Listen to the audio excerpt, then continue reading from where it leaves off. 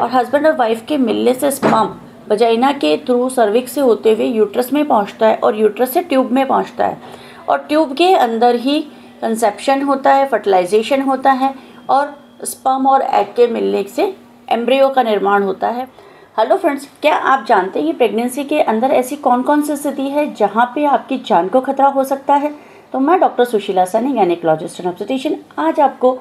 Pregnancy में होने वाली ऐसे रिस्की सिचुएशंस के बारे में बताने जा रही हूँ जहाँ पे आपकी जान को एक्चुअल में खतरा हो सकता है। तो प्रेगनेंसी को हल्के में ना लीजिए। यदि प्रेगनेंसी हो गई है तो डेफिनेटली उसका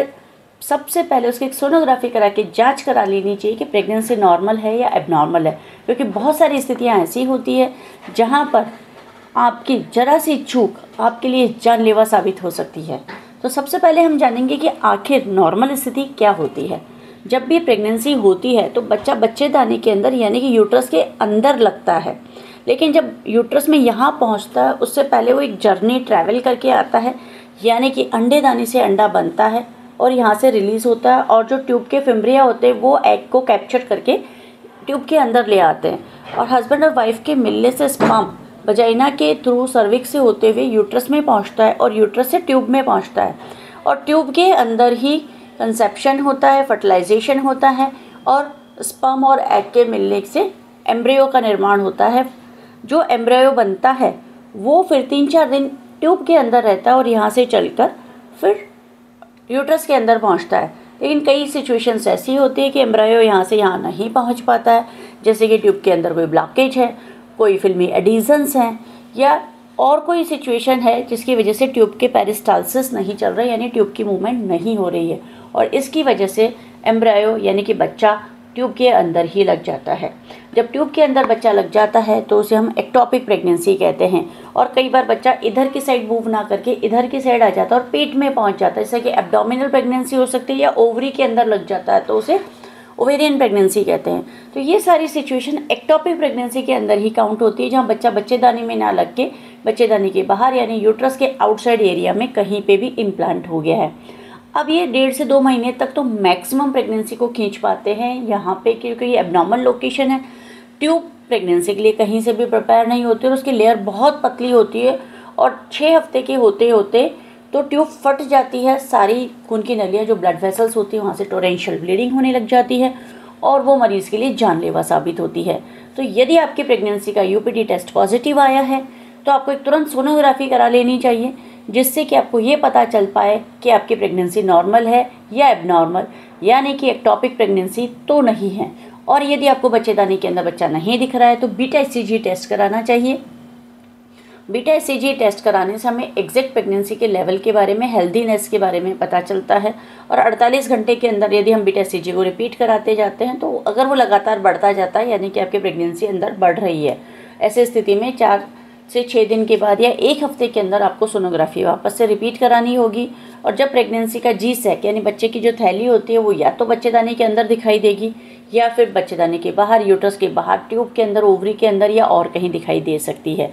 और जैसे आपको ये लोकेट होता है कि प्रेगनेंसी एक्टोपिक है यानी कि नॉर्मल प्रेगनेंसी नहीं है तो डॉक्टर से उसके तुरंत ट्रीटमेंट लेना चाहिए। शुरुआती अवस्था में जब ट्यूब रप्चर नहीं होती है तो मेडिकल मैनेजमेंट यानी कि मेडिसिन और इंजेक्शन से भी ट्रीटमेंट संभव है और यदि आप लेट हो जाते हो और ट्यूब फट जाती है तो फिर उस ट्यूब को निकालना ही एक रास्ता बचता है, क्योंकि मरीज़ बचाना सबसे इम्पॉर्टेंट होता है। यूट्रस, ओवरीज और ट्यूब्स को बचाना इतना इम्पॉर्टेंट नहीं है जितना कि पेशेंट को बचाना ज़रूरी है। तो यदि ट्यूब सेक्रीफाइस करनी पड़ती है तो हम ट्यूब को सेक्रीफाइस करते हैं, क्योंकि हमें पेशेंट को बचाना होता है। और जैसे ट्यूब को सेक्रीफाइस किया जाता है यानी कि इस ट्यूब को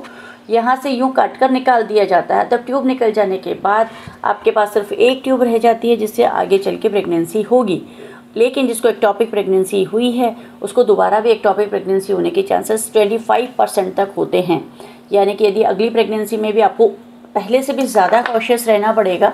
कि आपको यदि एक्टोपिक प्रेगनेंसी होती है तो तुरंत इलाज करवा लीजिए, क्योंकि यदि सेकंड ट्यूब भी रप्चर हो जाती है तो दोनों ट्यूब आपकी निकल जाएंगी तो फिर आपको पास सिर्फ एक IVF ही रास्ता बचेगा प्रेगनेंसी के लिए और कोई नॉर्मल तरीके से आपको प्रेगनेंसी नहीं हो पाएगी। इसलिए हमेशा अपनी प्रेगनेंसी के लिए कॉशियस रहिए। बहुत से लोग MTP किट खा लेते हैं बिना डॉक्टर की सलाह के और बाद में उनके लिए वो जानलेवा साबित होता है, क्योंकि कई बार एक्टोपिक प्रेगनेंसी होती है, आपने टैबलेट खा ली, पेट में ब्लीडिंग हो गई और कई बार आप हॉस्पिटल नहीं पहुंच पाते और हॉस्पिटल पहुंचते हो तो गायनिकोलॉजिस्ट अवेलेबल नहीं होती है, तो कई बार डायग्नोसिस ही नहीं बन पाता और कई बार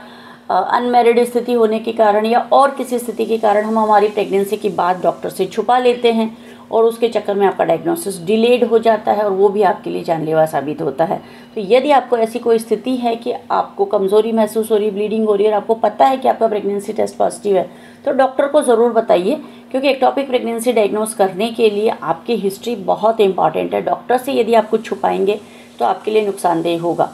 तो प्रेगनेंसी को हल्के में ना लीजिए। एक्टोपिक प्रेगनेंसी होने के अलावा कई बार बहुत ज़्यादा ब्लीडिंग हो सकती है, कई बार इंटरनल ब्लीडिंग हो सकती है जो भी जानलेवा साबित हो सकती है, और कई बार